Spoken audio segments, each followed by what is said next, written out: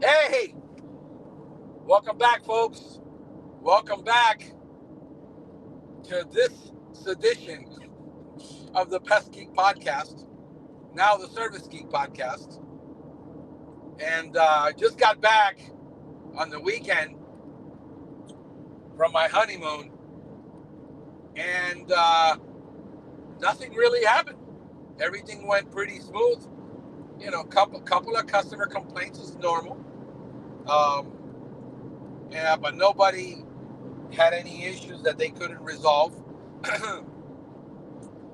We got the hurricane. We just went through it. Nothing happened down here, at least. I hope my friends up there in Tampa, Orlando, North Florida are doing well. They took the brunt of this storm, but we were expecting a lot of rain down here. I mean, I was watching how big that storm was, and all of a sudden, all of the rain shifted to the northeast. Um, nothing happened. Literally, we got no real wind. We were expecting a lot of wind. I had brought everything inside from our patio, and um, thought, hey, it's going to be bad. We're going to get a lot of wind and a lot of rain, but nothing. It was uneventful here for us. Put this on auto cruise control. I'm on about a 45-minute commute to a territory, and I decided, why not discuss what happened. So came back from the honeymoon. I was sick on Thursday. The Friday before I had to leave, I was leaving on Sunday. Man, it took me to like Wednesday to be able to taste something on that ship. That sucks, because you buy all this food, and you go on these cruises and the food is pretty good. We went on a celebrity cruise, the first celebrity cruise. Way better quality on the food, the amenities, everything compared to the regular Royal Caribbean cruises. So if you've never been on a celebrity cruise, take one. You're gonna really love it.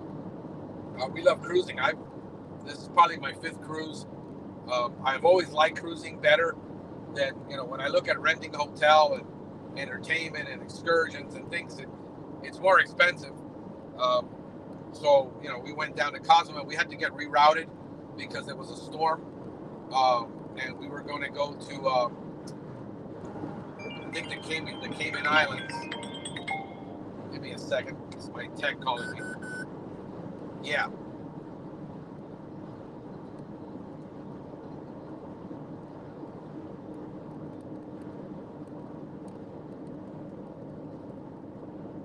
No, we're treating everything now. Remember, it's October, so we're going to start spraying every lawn.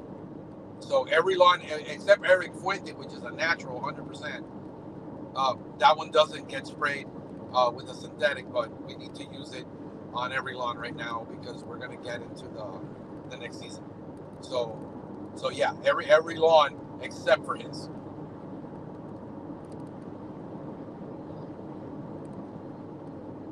Yep, if you got a lawn care, a complete lawn care, or a weed and an insect lawn care, they all get treated.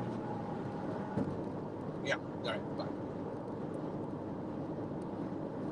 So yeah, I decided that on my cruise, the first day I was there, I was at port, and I decided to chime in on the conversation between my tech and my admin. I create a group for them to talk, and I could see it, and I was on it, and then I found myself, looking at it and interfering, and I said, no, they need to learn to manage this and manage when I'm gone, and I need to let them do their job, and I can't micromanage this, which I don't do. I mean, I'm generally involved in the conversation once I see that they're struggling to solve it, and then I chime in. But if they're solving it, I don't interfere. Especially with the conversations with clients, also I don't interfere as long as my admin is not stuck. Lord, Man, it's windier today, I think, than yesterday. So I found myself just monitoring things like I normally do when I'm working. I'm just monitoring everything, um, and I don't engage a lot, but I monitor. My guys only call me when they can't handle it. They know they can't handle it, and I don't micromanage. Um, there are times when you need to micromanage, and there are times when you don't need to micromanage, and you need to have a strategy in place um, when you're micromanaging. And people get upset about hiring people that they need to manage. And the two extremes on this are that most people want to hire a technician with experience so that they don't have to manage them, so that they can move on and do sales and marketing, and the idea of scaling the company and working yourself into the role and changing roles. Um, that's drastically different when you have 15 employees than when you have only 4 employees. Um, it's a drastically different company. I've managed both. Managed companies with 12 to 20 employees, stores, and then I've managed places with 2 employees. Um, and it's drastically different. And what people want, and what you're really doing is known as abdication, where basically you're setting them loose and letting them do it, and only call you if you got a problem. Well, that can be done after a certain time. When I hire a brand new tech, it's micromanagement the whole way, because I got to be there training him every single day, making sure mistakes, learn mistakes are, at least basic training, and then the first 2 weeks when they're on their own. And then after 30 days, what I find is I don't have to be as involved, and I don't have to micromanage. Now, he had a question. We're entering into October. Since I was on vacation and I was on my honeymoon, we start spraying lawns with a specific insecticide at this time of year in October, and we do October, November, because we're going to be getting certain beetles, and then we'll have grubs if we don't do it. So all he had been doing was weed control right now for everybody, and we weren't spraying the lawns during the heavy rain months because we're not going to get chinch bug down here. We get so much rain, it's so hot and humid. So we have a program, and the chemicals rotate, but he's the first year tech. He's only been with me now for a little bit over 30 days. So I got to basically go out and train him. He already knows how to spray lawns. We spray those every 2 weeks. For clients that want 100% natural service, that has to be done every 2 weeks. And then we do weed control, and then we only do disease control when the disease is present. We don't blanket spray everybody.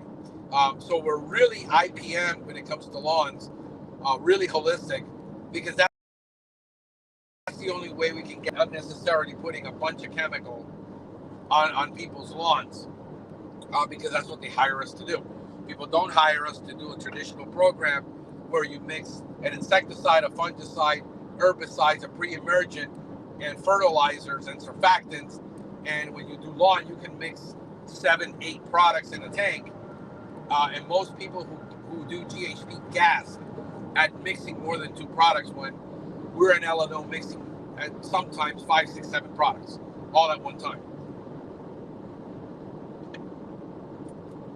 How do you do it without causing a problem? It's very simple. You can do it. It's part of the business. Most people don't do lawn and ornamental. So now he had a question. Hey, we're getting started right now. This is our second day back, as we took off yesterday and Wednesday. And what we did on Wednesday was raining more. Tuesday, Monday, Tuesday. Yeah, Wednesday, today's Thursday. It rained more on Tuesday than it did yesterday, and going to rain today. So what we did is maintenance on all the vehicles. He took all the vehicles. We had oil changes during Tuesday because we were getting the hurricane on Wednesday and then possibly Thursday. They closed the schools. So I said, hey, let's go do maintenance on all the vehicles. So he took the day off and just oil changes and tire rotation and check all the vehicles, make sure everything's good. And that's what he did. Yesterday took it off.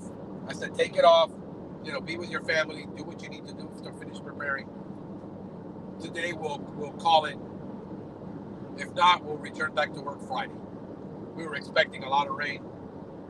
I just erred on the side of caution because I lived as an adult through a major hurricane that devastated the area I was in, which is Homestead. And I remember being 21 years old, having to go pick up all the computer systems from the stores that were destroyed. One of them had a 24-foot truck in the center of the store that Hurricane Andrew had thrown through the store. I remember the devastation down here. So if you've lived through one, you don't take it as lightly, especially when you've got a Cat 5 hurricane coming at you that's supposed to downgrade, and we know what happened with Andrew.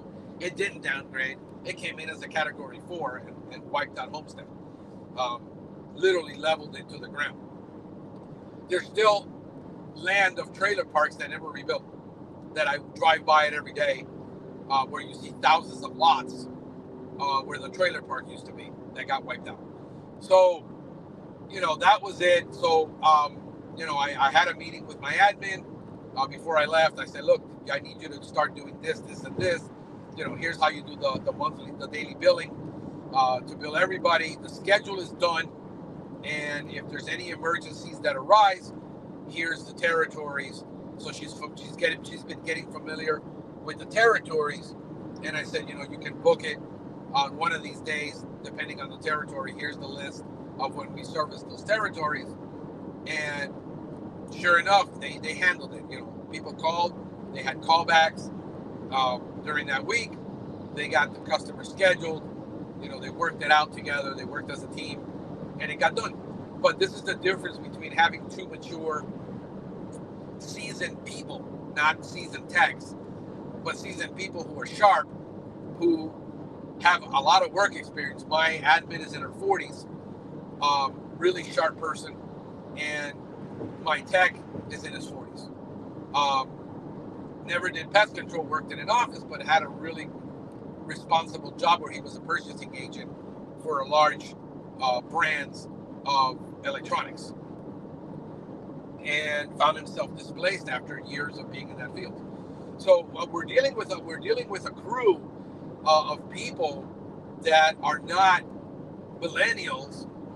One is not in this country. One is in Venezuela. My admin, and she works completely virtual and handles everything, every single call, every collection, every issue regarding, other than scheduling. I've been doing all the scheduling, but I do that on the weekend, and I make sure everything is scheduled. Sometimes I can do the whole month in advance, depending how much time I got to spend on the road. Like right now, we're going to be working today, tomorrow, and Saturday, because I got a large major account that we got to do.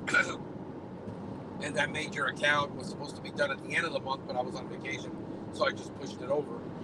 We're just going to handle it between the two of us, and we'll knock that out in about 5-6 hours tops. We'll get all that done. And then, we go from there. Let me double check. 17 miles. I'm good. This closes down now. So what happens with, I don't know if you follow Christian Allen. He had a post about his dad used to say that you inspect what you expect.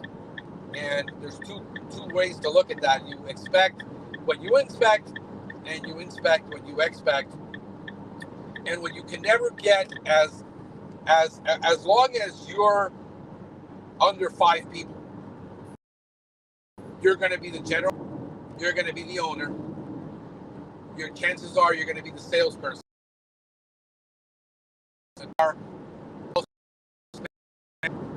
And you're doing the role of service manager, branch manager, and owner.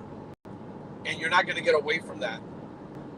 Where you can't hire everyone that you hire and then abdicate and then wonder why things go wrong, because you're assuming that people know. And the problem that I have is that I assume that you don't know, and until you show me you do know, I assume you don't know. And it's a lot safer to take that route. And then what I do is I inspect. So like right now I got a complaint on a garden, a lawn, but I know that lawn is a highly problematic lawn. The guy says, hey, can you come by? The lawn is the roots are looking bad in some place. And I know that during a lot of rain, during the summer, that property has a lot of rotting issues that no amount of fungicide in the world is going to solve. And he knows it, but I still need to go and handle it. My tech, being here a month, he doesn't handle any problems. What I did is, this is what a lawn should look like. And if it looks any different than a perfect lawn, you need to call me from that spot right there. Send me a picture, show me a video, let me look at it, and I can diagnose it like a doctor over telehealth and tell you what to do. And so far, 99% of the landscapes have not had an issue, right? Because there's no issues with them. So as long as we're there on a monthly basis inspecting, we know what to expect. And his job is really to inspect everything. And then if he sees any spots or anything on the plants, he needs to send me a picture. I say, this is how you treat it. Because there's no way that anybody in their first month, I don't care if he rides with me for 60 days. What do I know about lawn and ornamental here in South Florida? That even if he rides with me for 60 days, he's still not going to see every problem when people have landscapes with 15, 20 species of plants that you do not see in most landscapes. Most landscapes, you have trees and lawn. South Florida is heavy on ornamentals, and a lot of them. And it takes about a year for a tech to become proficient because he has to see them. So what do? I let him see the problem on his own so that he memorizes the problem. And then he has to consult with me on every single problem. You see, that's a level of micromanagement that is absolutely necessary, because I can't assume and say, why don't we just spray every garden with a fungicide to avoid anything? And I said, well, that defeats the purpose of what we do as a brand for a client. So it really depends on inspection, and then what do we expect based on that. I tend to inspect gardens to see if my people are catching stuff, because if he's there once a month and I told him what to do and I told him to consult with me, then there shouldn't be any issues. I still have to spot check certain accounts, and that I know are problematic because I know the history of those landscapes as a manager and as a service manager and as an owner and as a guy who used to run a route in those areas. I know where the problems are in those landscapes. I've memorized them. I have a unique ability to memorize every house that I ever treat for everything. I can treat a house 5 years ago on an initial, and I remember the client. I remember every problem, which is better than my short-term memory. But for some reason, stuff like that I can remember. So the idea that you hire people and that you don't manage them is really ludicrous when 90+% of people are used to being in an environment where they're highly managed. Very, very few people are self-managed to the point where they're self-governed, self-managed. You don't have to tell them. I mean, if you got to tell somebody in the morning at what time is start time, and they got to be there on time, and they're consistently late, you don't have a management problem. You have a hiring problem, because you hired the wrong person. And that clue is telling you that that person is neglectful to be on time at any time, and therefore you need to replace them. The problem that you have is that it takes you 3 to 6 months to find a candidate, And then you've got to hire and fire. And that's the name of the game now. A lot of people cannot stomach that. They cannot come to terms with the fact that a grown adult has to be told to be on time.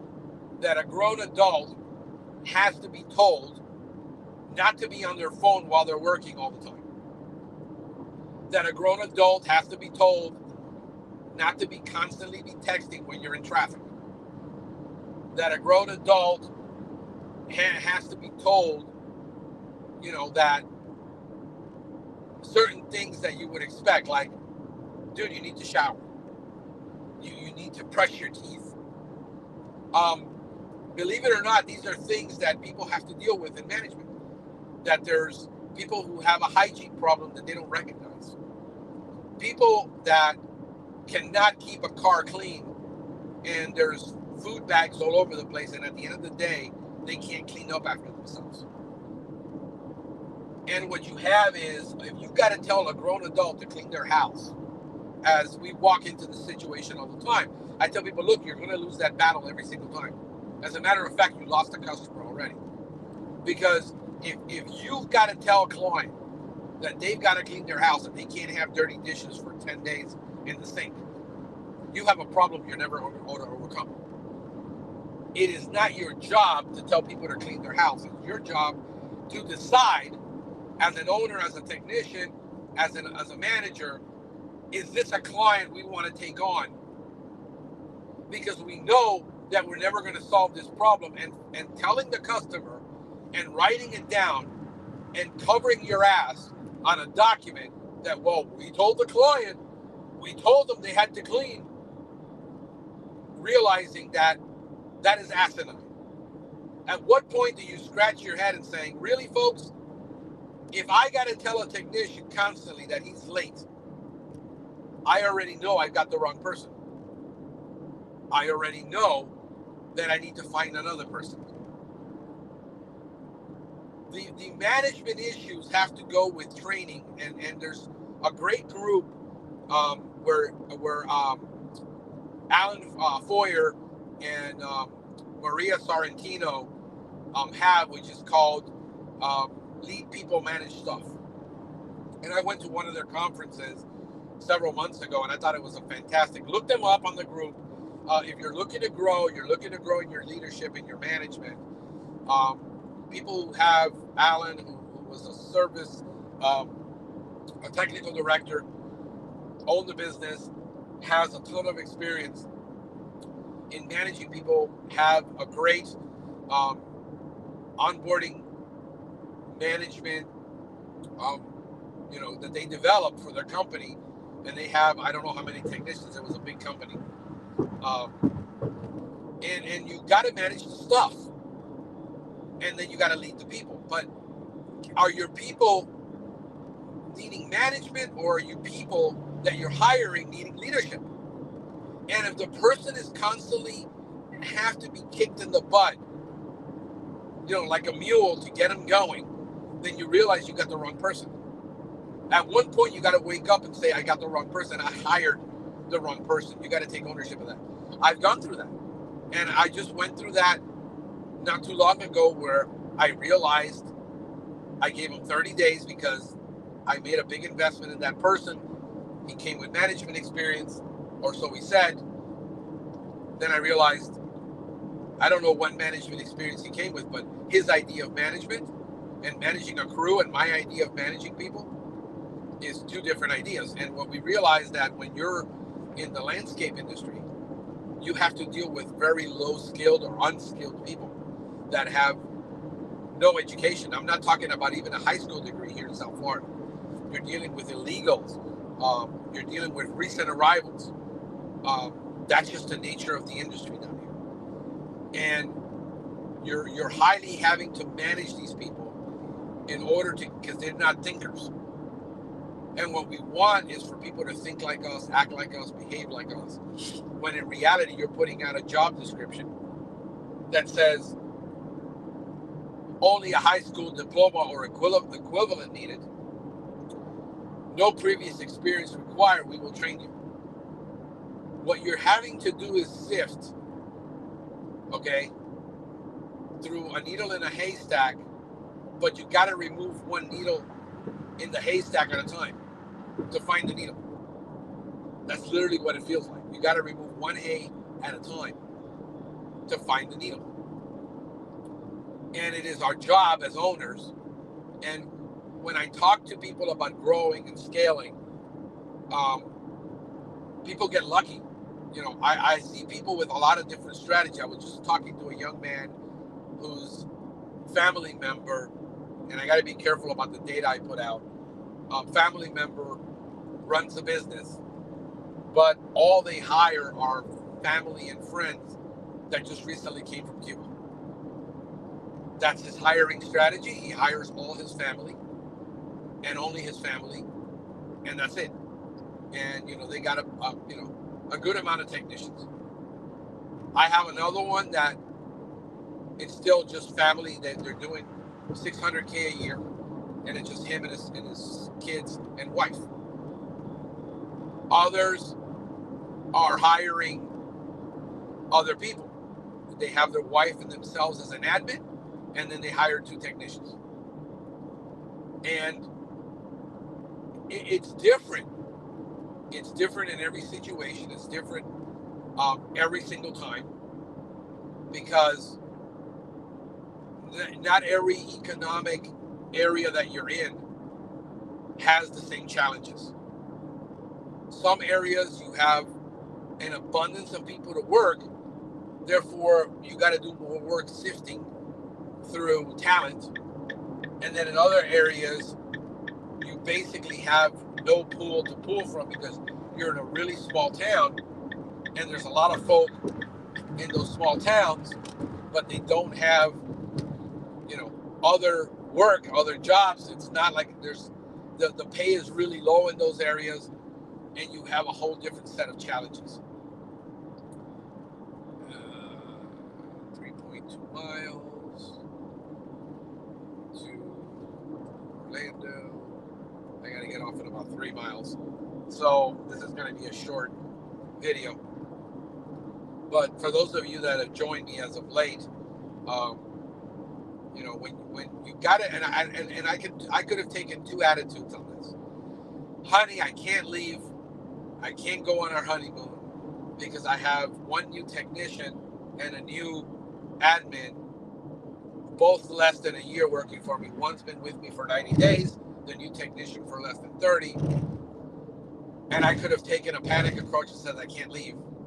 And then I could have been on the ship. And I thought about buying data, you know, so I could buy the plan. It was like $200 for the texting plan.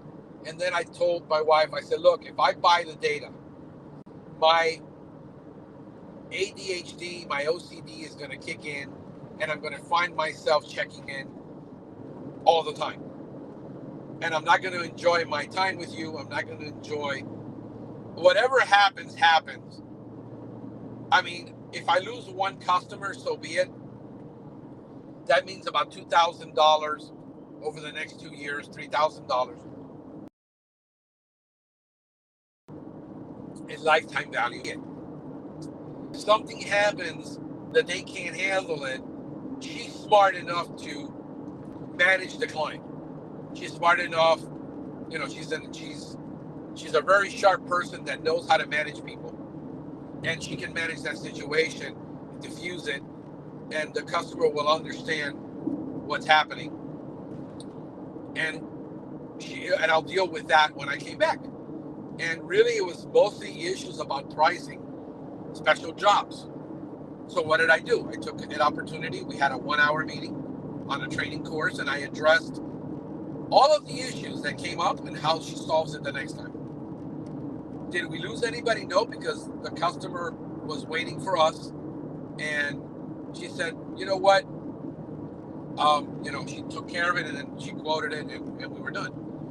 There was nothing my tech handled that wasn't a big problem that we can't handle going back this week and doing a follow-up on that client.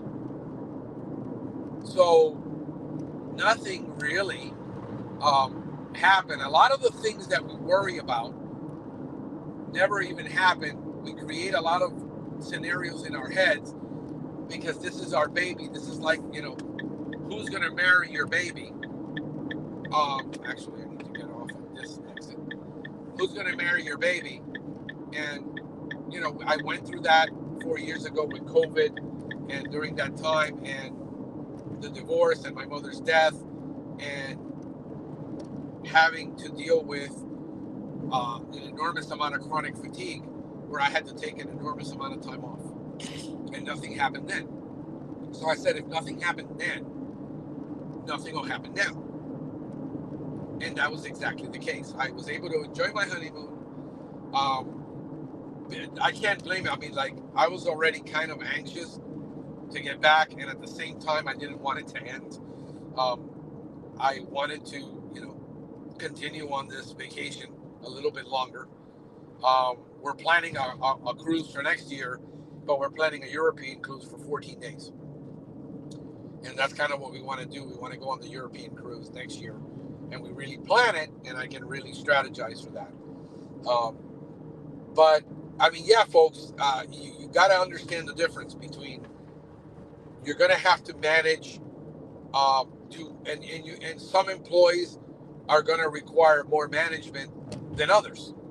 Not all employees are equal. Not all employees have the same skill sets. They're kind of like your children. The way I manage my daughter and the way I lead my daughter, it's different than the way I manage and lead my son. They have two different personalities, skill sets. One doesn't have to be told what time to get up. The other one has to be woken up every day. And unfortunately, I can't get rid of one of them now. It's too late for that. So that's how you have to play it. That you got to realize that if you've got issues that you cannot overcome with an employee that are going to be deal breakers, you need to know that up front. And you need to tell them, listen, if you're going to constantly be late for a reason, I need to know, because a lot of the time, look, my guy has 3 kids, my tech, and they both all go to school, and wife drops off 2 kids, and he has to drop off 1, and then he's got to come back and then leave.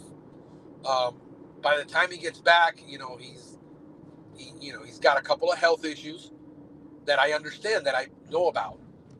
And, he comes back and he eats his breakfast at home because he can't be eating out a lot. And, why can't he do it before he drops? Because it's chaotic in the house in the morning. And he's better off doing that. So I got no problem with him heading out at 9. And he stays out as late as he needs to finish. Normally, I spent I took the advantage of yesterday in the morning, actually, while he was Tuesday in the morning, while he was running around with all the vehicles. It was pouring. We couldn't get anything done. I decided, let me work on restructuring the territories again for more route density. And that probably took about 4 hours. But the efficiency we get out of that, investing in those 4 hours, allows him to do more with the same amount of time. And he's still pushing right now, 37 hours. Some weeks is 43 hours, 41 hours. So now he's probably able to do a little bit more production. I'm starting to give him more. I wanted him to get acclimated his first 30 days without having a lot of pressure, because even he told me, I see my speed getting better. I looked at the times you guys were doing, and I see I was like lagging behind, but now I see myself, my speed is picking up. And I said, yeah, as you get better, I'd rather you be more accurate than be fast. So now I'm adding more and more and more. And I was taking on a whole lot, and now I'm taking on a whole less, where now I'm in the field twice a week versus 4 times a week, because there were accounts he couldn't handle. Now, as he's getting better, he's taking on more responsibility. I don't mind that he works 45 hours. If he minds it, but again, we were working at 100 degree temperatures with 80-90% humidity and rain, and it slows us down tremendously. And now we're at the point where Hopefully after here, we go into the winter months. And in the winter months, um, for us, it's different. It is allows us to do a lot more because we have less rain. So there's less, routes are at 80% right now because of the summer that we have. And then in the winter, we could handle 110% in the winter. Now, what we start having is disease problems with lawns as the temperatures drop. And it's a whole different game. And this is where I tell people, I say, look, you got to be patient with lawns because it's going to take you a year before you understand these gardens, before you see all of the seasons, before you see all of the problems. Um, it's much as me being patient. If I got really impatient with people, then it would be devastating because I would be expecting them to do something that I know they can't do, and my expectations would be out of line. So that's kind of what I've learned in training people is that I have a full training program, but I said, look, there are things that I don't need you to worry about right now that are in that training protocol, but I'm going to need you to start doing it. But right now we're in the thick of the summer. If you can just handle doing the maintenance work, getting it accurate, getting it right, making sure we're rotating our products correctly, we're doing this. We usually have a little meeting daily now. We still do. Hey, man, this is what's up ahead. This account had this problem. Look at the account. Remember, this one had a problem last week. Now he's starting to memorize the accounts with problems. And there's those things you can't put in a training program. Those things you can't train for because they're anomalies. You can get really analytical and become an analyst and look at everything from a data perspective and then forget that we're dealing with customers who are human that have certain tendencies. Now we have to deal with the human aspect of this and things that certain customers are going to try with you. That say, look, this customer, every time you go, they're going to try to sucker you for an indoor service.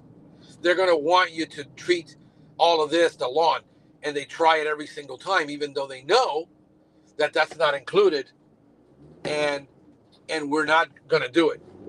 And these are things that you can't put in a training manual. So when a customer says, oh no, the last guy used to spray the inside of my house, I say BS because we have a strict no indoor spray policy.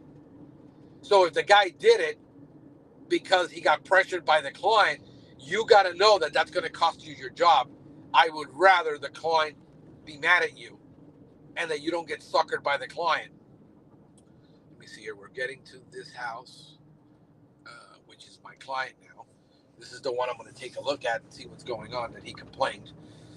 So I'm here, folks, getting to the stop. So I said, if that client does that to you, you get on the phone with me and have the client talk to me and watch how the client backs out because they know that they've already been told that this is a no-no. And you're not going to get fired for doing what you're supposed to be doing. You're going to get fired for not doing what you're supposed to be doing. And so all of these things that you can't put in a training manual that either are going to occur or take time. For instance, we don't do a lot of flea jobs. We might do one flea job every 3 months. There's no way I'm training a technician on a flea job for something he's never going to probably do. And then what I do is I say, look, I'll either do it myself this time or I'll take him with me and put it on his route. But when we're like this, it's raining, it's off every day, then we're backed up. And then, it's raining and we're backed up and it's raining. There's no way that you can do an enormous amount of training. That's not the time to do it. That's not the time to be idealistic and say, just get the basic stuff done, get these customers taken service, and we handle the callbacks, we handle the complaints as they come in. And this is my job to manage it. And my job as a manager is to be a shock absorber for the company. And what people don't want to do and what owners don't want to do is they want to be able to pass that shock over to the technicians. And a lot of the time you can't. The shock that I can say is you got to show up, you got to do this, you got to do that. If it's raining, you can't make an application. You're going to sit in your truck for an hour. And then they get impatient. I said, you got to be patient. I don't want to see you doing a service in the rain. I don't want to see you with a rod and get struck by lightning. I don't want to see you with a backpack strapped to your back while the floor's wet and get struck by lightning. I don't want to violate the label. So you're just going to have to be patient. And then what we do is we get anybody, we say, send them out and let them do the work. No, we're going to follow the rules. We're going to follow the law. Understand that this is the game. This is what you have to do. So I'm here now with my client, folks. I hope this helps. I hope you're patient. I hope that you can understand that it's all part of the game. It's all part of what's going to happen. It's all part of the stress about growing. Once you learn to just accept a lot of things, a lot of you stress over things just simply because you refuse to accept that that's the way it is. That you're in a different game now, you're in a different league. You just got to come to accept it and come to terms with it and be okay with it and be happy. This is Frank, the Service Geek, wishing you a pistacular day.